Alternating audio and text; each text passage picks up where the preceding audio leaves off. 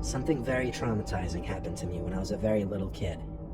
I was like 5 or 6.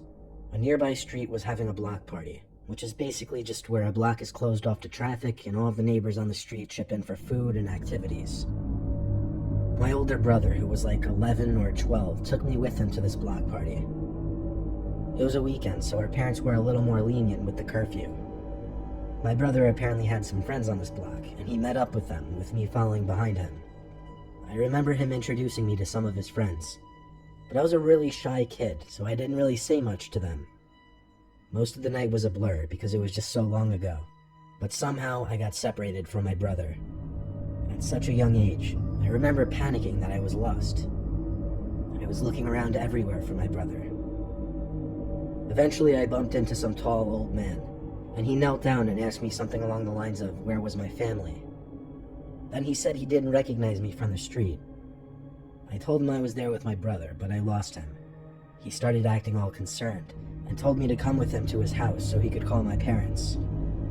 I was naive, and I followed him, ignoring the words of any parents, "Don't talk to strangers."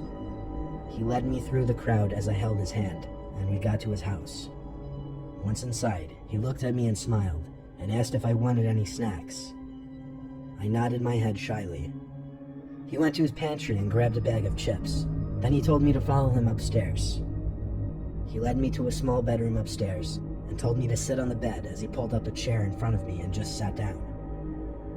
He told me to eat the chips, but I didn't. I nervously asked him to call my parents, and I believe he said he would in a moment. I honestly can't remember whatever creepy stuff he may have said, but he eventually made his way off the chair and onto the bed next to me, making no signs of trying to make the phone call to my parents. He put his arm around my shoulders, and that's when the doorbell rang, and it was the most relieving sound I could have imagined.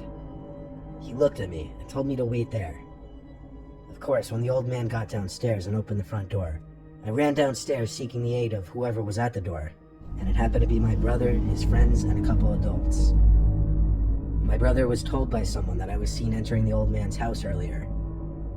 My brother and the adults questioned the old man and I, mostly asking me why he brought me into his house. I gave my best 6-year-old detailed description I could.